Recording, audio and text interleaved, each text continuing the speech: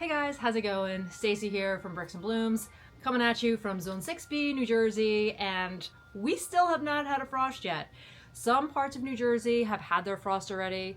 My neck of the woods has not. So I do want to start pulling some of my annuals this week so I can make way to divide perennials and move things around and get my bulbs in the ground. It's going to get cold really fast and the holidays are right around the corner, so I really want to get going. But before I do that, I want to take you on one last tour of the welcome garden because it still looks pretty good. I almost feel really bad pulling these plants. Like, I feel really bad. Does that happen to you too? Like, I feel bad pulling these plants because they still look really good, but it's just time. So with that, you ready to get your bloom on? Let's go. All right, so things have really changed in this garden since the last time we were out here. The biggest change being this entire bed. Now, when we moved here, I have been saying that we needed to address this bed because it was a hot mess. It had a whole bunch of ground cover. That was great for suppressing weeds and it bloomed in the spring.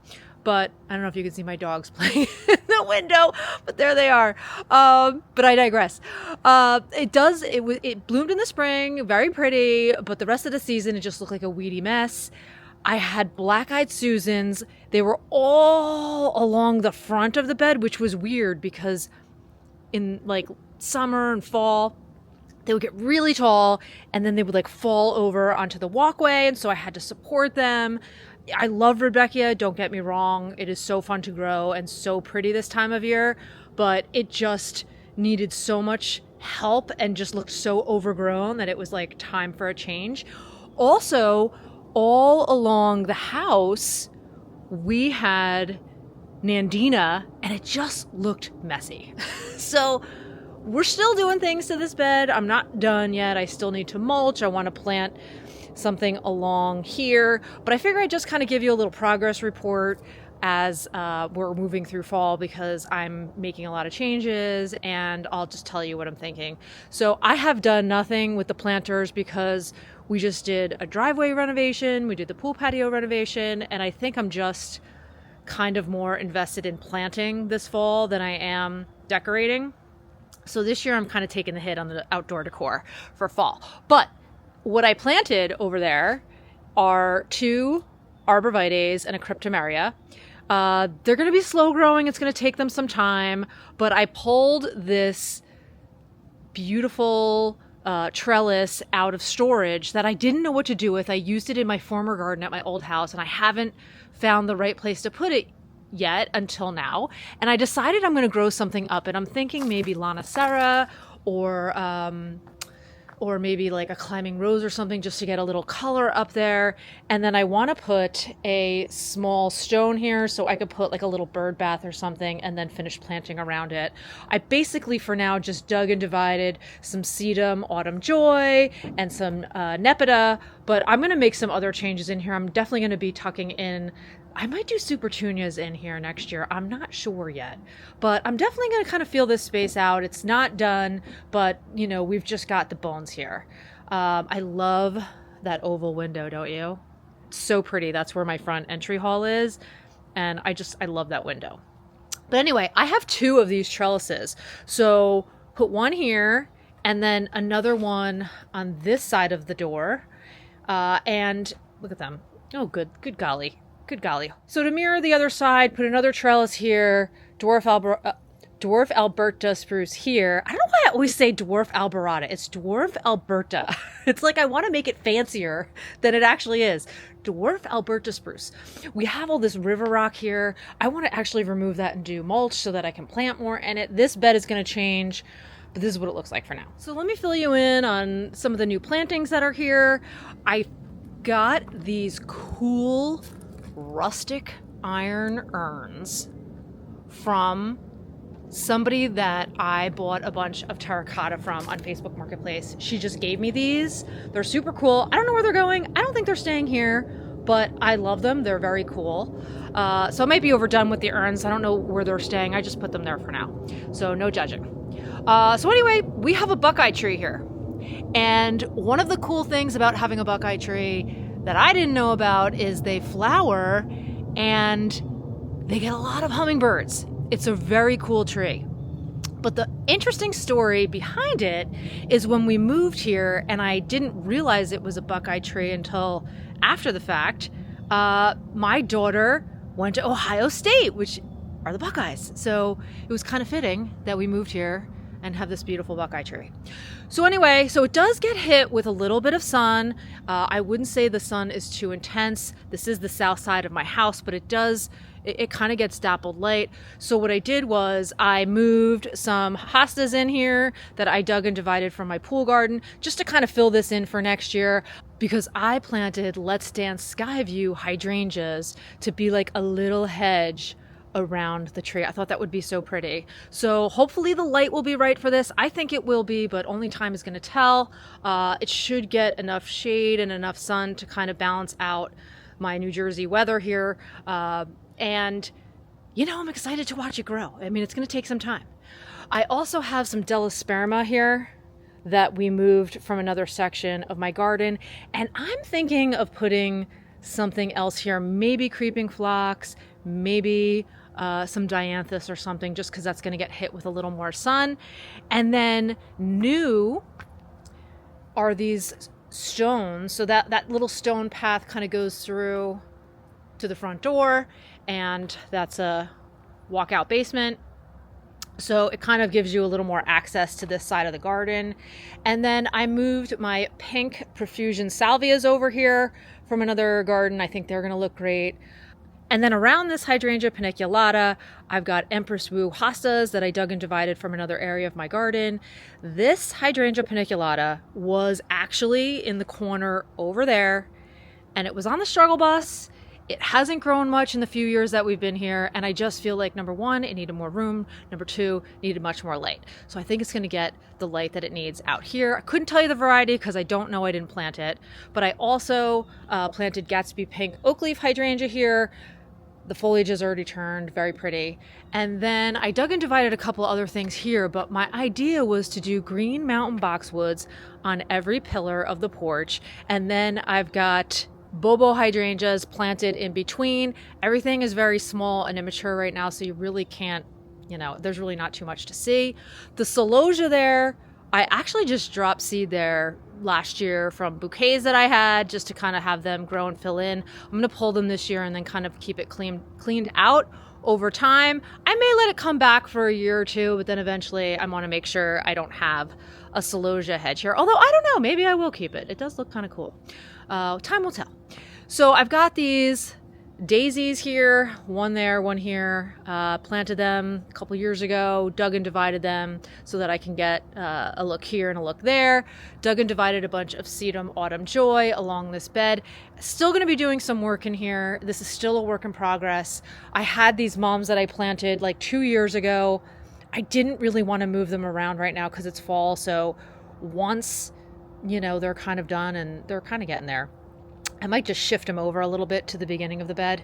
I don't even have these planted. Like, I cleaned up the planters and just kind of was like, okay, that's enough. And that's because I really want to kind of focus on getting this bed situated. So in front of the Bobo hydrangeas and the sedum autumn joy, I also dug and divided Nepeta, Walker's Low, and I've got some other mature plantings over here. That Abelia is like freaking amazing. It's gorgeous. It gets covered in butterflies all summer long when it's blooming, and you just can't beat the aging of those flowers in fall. I just love that color. It's a really gorgeous plant. If you're not growing Abelia, give it a whirl. There's so many different varieties out there. I couldn't tell you what this is because it's a mature planting, but it is gorgeous and the flowers smell amazing. Now, also back there, I've got a hardy hibiscus. I don't know if that was intentionally planted there or if a bird dropped seed, but it almost doesn't fit. But it does get some pretty flowers in the summer, and from the porch it does kind of look pretty, so I've left it. I've got some boxwoods in here. I've got some penstemon and some yarrow. And actually, those pansies, believe it or not, I planted in the spring. I planted them in the spring and they made it through the summer. That's never happened for me before. They actually made it through the summer. So I don't know, I might have to rethink my pansy plantings because in these gardens up here anyway, we're on a drip. And even though we had a hot summer, maybe I can just kind of let them be, cut them back, and see if they bounce back. I might do that next year to see if I can avoid having to rebuy them again. So also along my porch, I've got, and they're still blooming, except the two down there, whirlwind, I think it's blue, whirlwind blue. It's fanflower. It's an annual. It looked so good all summer long. I'll pop a couple pictures up on here. Thrived. I think I'm definitely going to do it again next year because it just filled it in and did so well. The two hanging planters down there have been on the struggle bus because I think the drip irrigation kind of is on the outs, and the season's over and I just kind of don't care, so I've kind of let them go. But they're going to be coming out soon now that we're getting close to a first frost here. But I think I'm definitely going to plant them again. They did quite well. And they look good in fall. So I'm all about planting things that look good, throughout each season, because then you spend less money and it's a little less work. Okay, so now that we've covered the right side of my garden, let's talk about my favorite view that has gone through so many changes since the spring to the summer, and now we're into fall. It is still flowering, and that is because, like I said a few minutes ago, we have not had a frost yet. I know other parts of New Jersey has, but here in my Zone 6B garden, where I'm located, we have not had one. I still have not planted this planter. I said I was going to do it and I didn't, and it's because like I said, we were doing so much construction and I just didn't want to do it given all the things that we had going on. Really wanted to focus more on plantings in the ground versus in planters this year. So I'm most likely going to be getting some potting soil in there, and I don't know, maybe I'll put a couple mums or something in there, but I probably will do that once I cut all this back, as I'm thinking this through with you right now. Anyway, let's talk about what's going on here before things get cut back, because it's changed a lot over the last couple of weeks and it still looks really good. Even though it's starting to look tired and ragged because it's clearly the end of the season, and some of the flowers are starting to look a little wiry. There's some powdery mildew on the zinnias that I still have yet to pull, but really, it's still flowering, so we might as well enjoy it, right? So let's get started. So I've got some fall color here from the hardy hibiscus and the viburnum that's starting to change its foliage, and it's getting those really pretty berries that feed the birds. The homeowners that own this before us really had someone come in here and design these gardens so that it fed the birds. We have so many plants that feed the birds, and that viburnum is definitely one of them. So my super petunias, done blooming. I'm going to be taking those out this week. Celosia still going strong. I'm going to probably hack all these, divide them up by variety as best I can, and then I'm going to actually sprinkle their seed in different areas of my garden, because here in my garden they reseed so well every year, and I think I want to be a little more intentional about where they go. So I'd like to add them in other beds, and since things reseed here so easily, then I don't have to go through the process of starting them indoors or after all danger of frost passes. So I think I'm just going to try that. I'm just going to try it, little test. We've got an ornamental onion here. This reseeded from another area of my garden. That's going to get moved. I've got 9-bark over there, a limelight hydrangea down there that's seen better days. Interestingly, I have a brand new white bloom there. That's kind of fun. Rudbeckia, not planted here on purpose. It definitely reseeded over here. I like to leave some of my perennials like Rudbeckia and coneflowers up so it feeds the birds into fall. So that's partly why they reseed all over the place. But I am definitely going to be moving these down into the bed a little bit more once I get things cleaned up. And when I do get things cleaned up, I definitely 100, maybe even 1,000% am going to be recreating the tulip garden that I did last year, because it was so epic in spring. It looked so beautiful and I really loved it. My friends and family that came over loved it, and I definitely am doing it again. It's too pretty not to recreate. And what I had done was, because sometimes tulips can be a little finicky about returning, so some varieties return, others don't, and I really wanted to make sure the bed was full. I pulled every tulip that was in this bed and replanted it in one of the lower gardens, and we'll see what comes back out of that crew next year. But this garden now will get all new bulbs.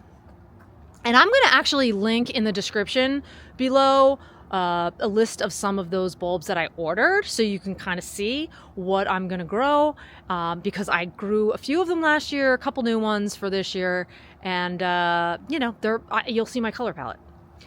So anyway, let's talk about Rockin' Playin' the Blues Salvia by Proven Winners, because this was like a workhorse in this garden, and I am going to definitely make more use of it in other gardens next year.